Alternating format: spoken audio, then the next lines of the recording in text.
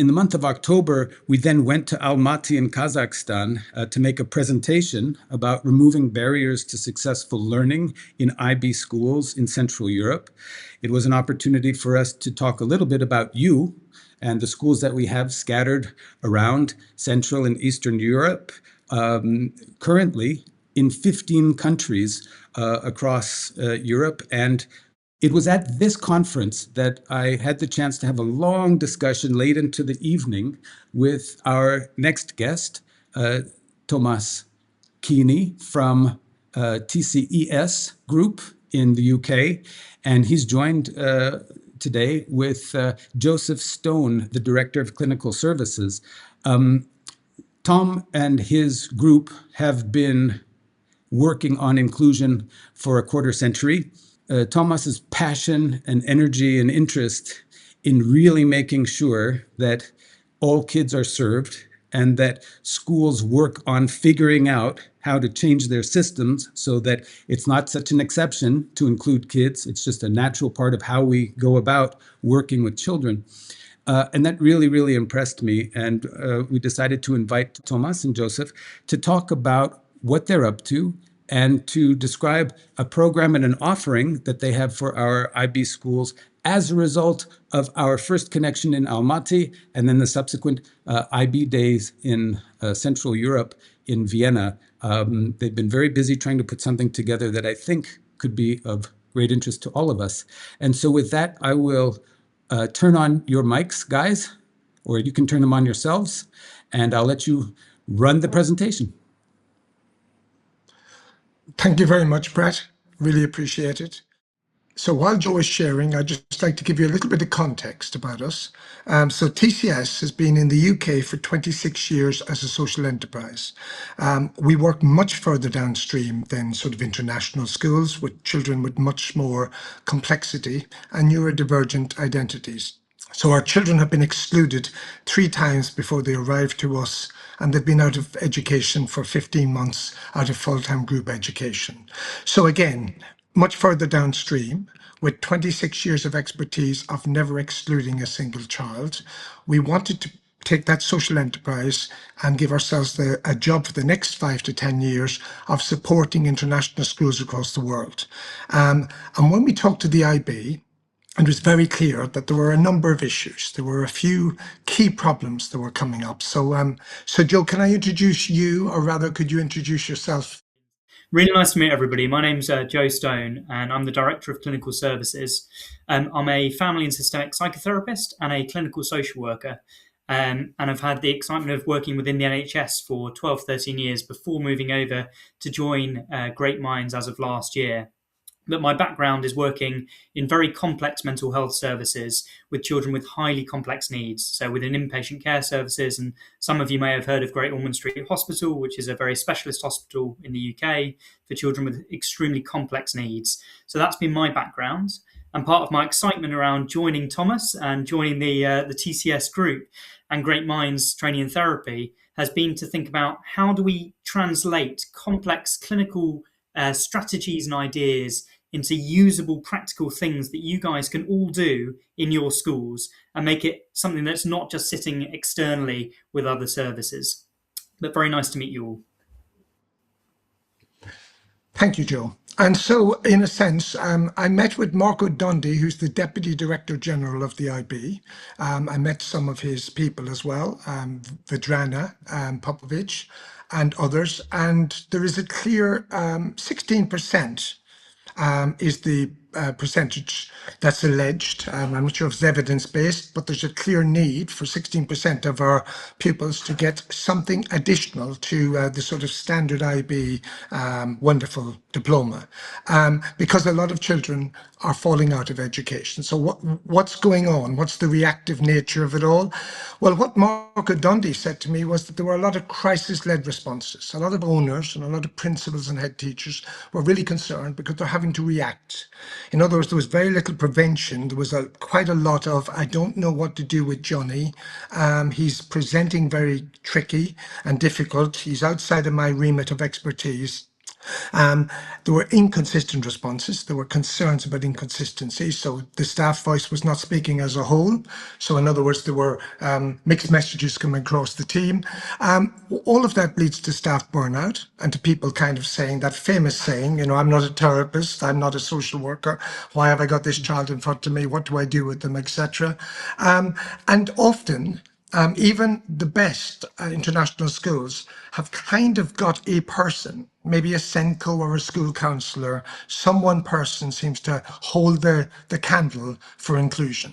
And that's because it's a bit of an add-on, sometimes or a bolt-on, rather than being intrinsically embedded through the work we do. And that's why we're here today, to talk to you about that. So what do we believe? We believe that behavior is communication. Even bad behavior, it's a communication of need, unmet need, or something's going wrong for that child.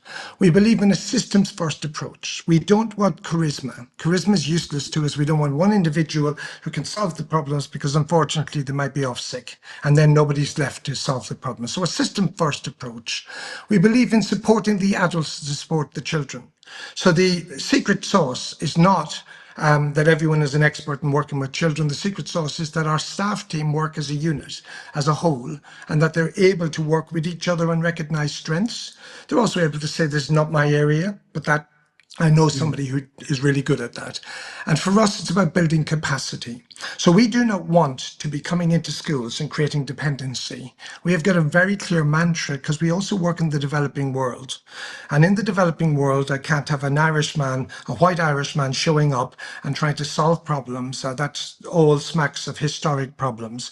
I need to be going in with my company and my team and spending a very short period of time developing capacity internally and sustainability and getting out of there. In other words, teaching people how to fish in the developing world rather than handing them fishes constantly. So there's something important about saying to you that our pilot project is very important, that we do not come and stay with you, that we do an immersive piece of work and then we leave you behind with a portal that actually solves your problems. So it's a very light touch portal, but we are doing a whole team approach through a three-tiered, say that if you have an Irish accent, a three-tiered inclusion framework. My THs are going mad there. So tier one, a universal offer, that's the whole school. So the idea behind that is that, as I said earlier, the school takes on the mantle of solving children's problems, understanding children's problems. So really important. I'm going to, Joe, I'm going to hand you over to talk about the Yeah, next two slides, because yeah. fantastic. Yeah. So this is our program that we're going to start to introduce now, which is our three-tiered approach to inclusion, and it's thinking about how we can support you to really build these robust systems in the school setting, which will firstly help you support children better in the school context, and secondly help you be able to grow the number of young people who you can accept in your school settings.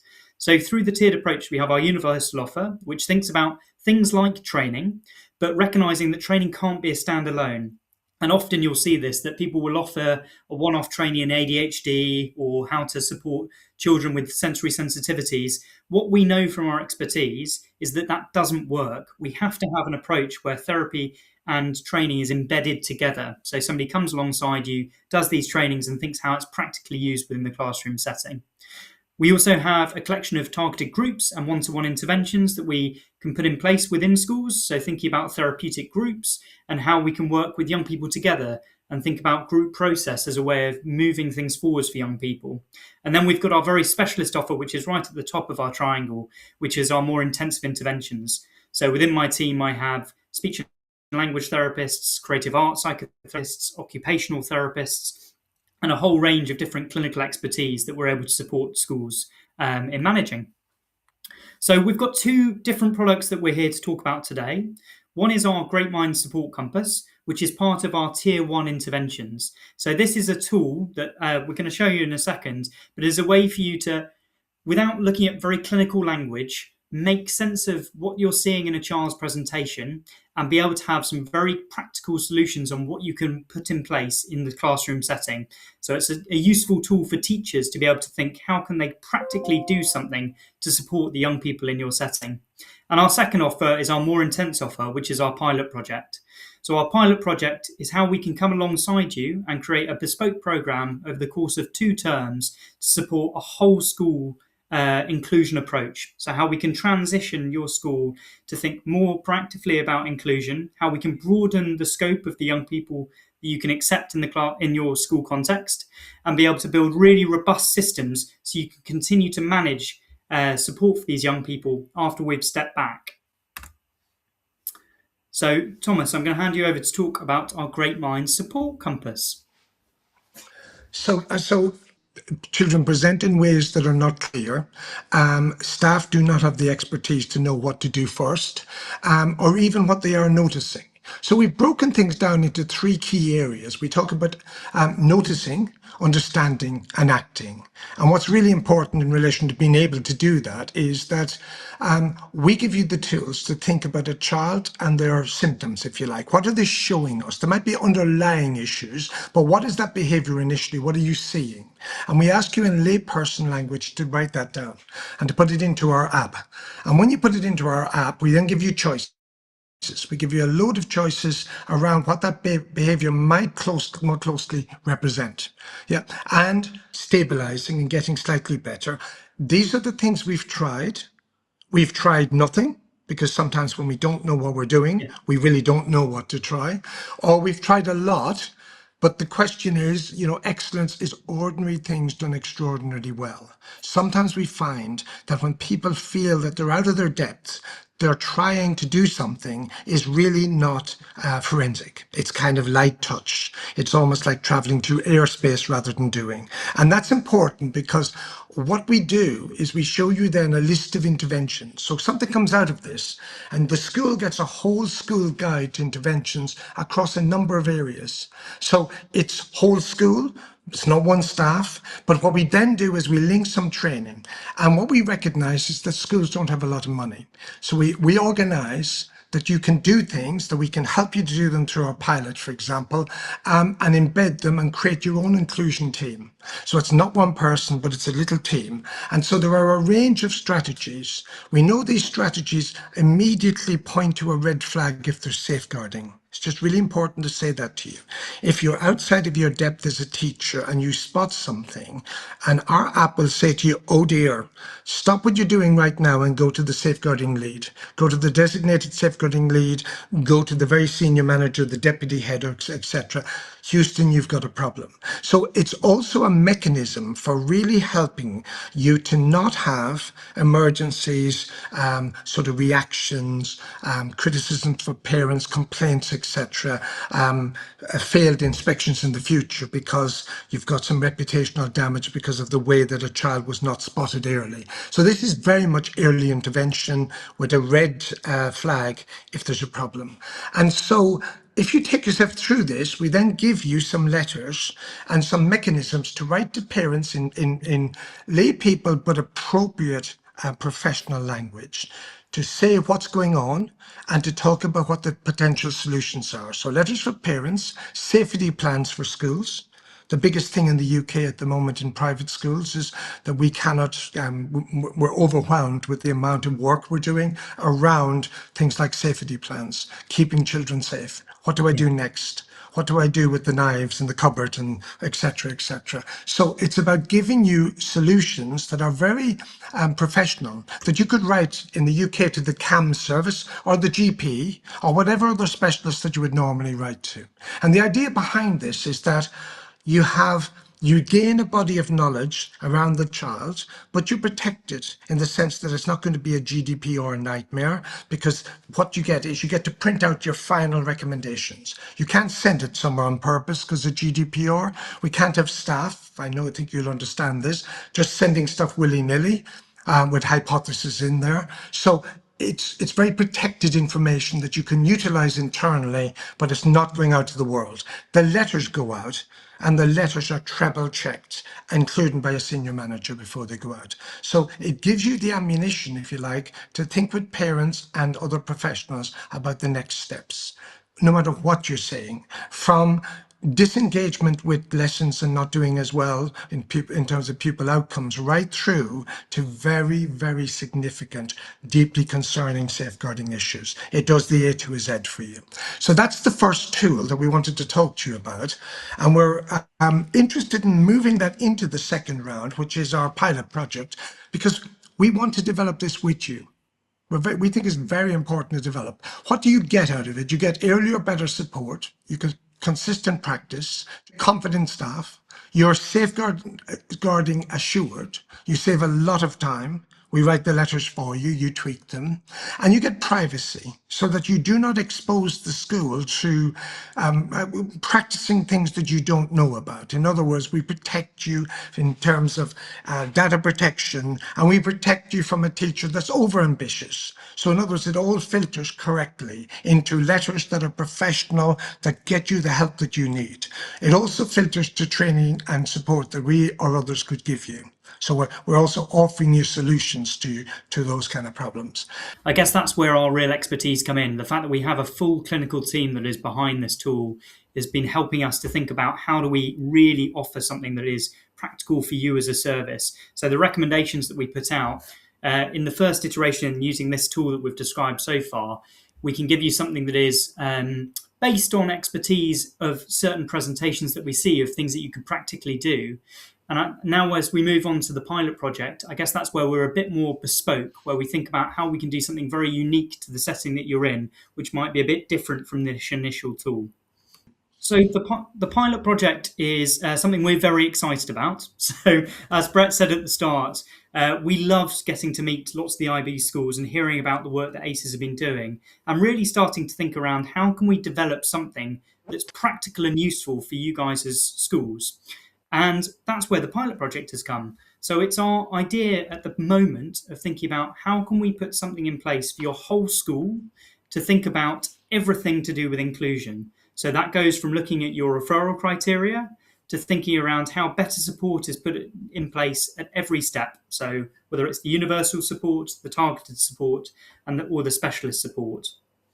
Part of our thinking is recognising that when we've spoken to schools, we're hearing about teachers becoming burnt out because they feel frustrated that they don't have the expertise to be able to support young people effectively in the classroom setting. So what we've been thinking about is how do we do something alongside you which upskills your teaching staff, so staff feel that they are more fulfilled in their day jobs, that they're seeing practical changes in the young people they're working with, so it gives them confidence to continue to push forwards.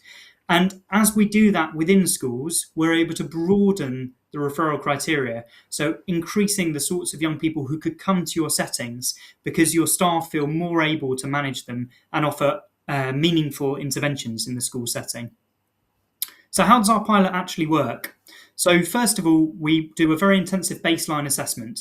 So we meet with core teaching staff, we would think with your head teacher, with your inclusion lead, with your SENCO, with the people who are the primary stakeholders in that school setting.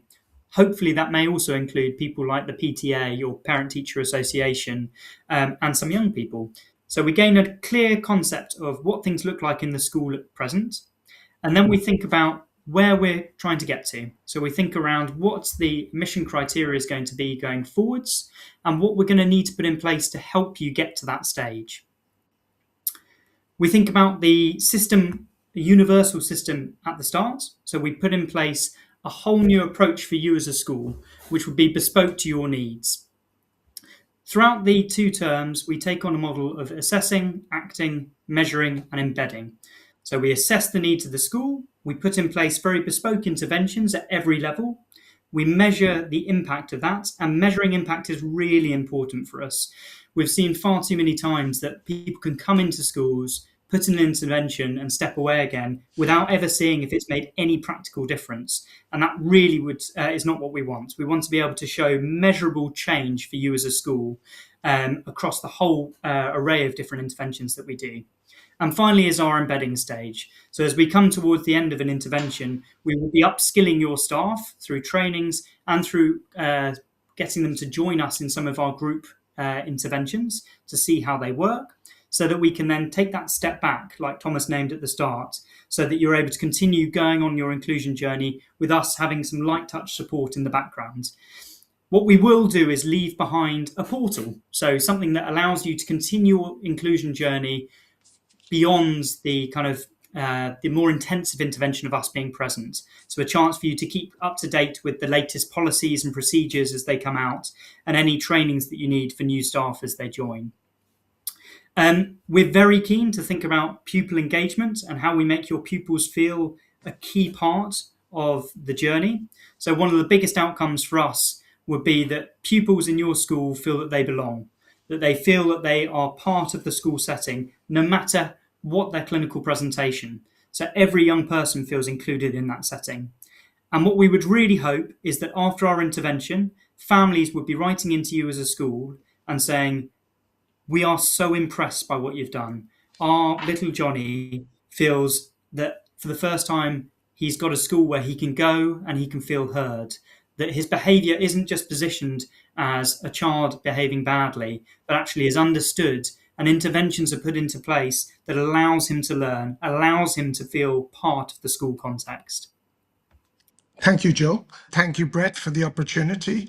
And to say to the ACES board, thank you very much for listening to us. We'd really like to help. We are offering a very large discount for pilots, because what pilots do is it allows us to get everything working beautifully. So we work with you. So we'd love to have 10 or 15 pilots, because we think that the IB will really be interested in embedding inclusion right across its schools in the future. So please jump in there if you can. Thanks very much. Thank you. Well, I would also like to say thank you for joining us today. And maybe just on a personal note, in my small international school here in Ostrava, Czech Republic, we made a decision to try to be an inclusive school. And yet we are really lacking some of the professional know-how around us, not only in English language, but in the local language. And we really feel kind of isolated and alone on a fairly regular basis when it's time to resolve a problem.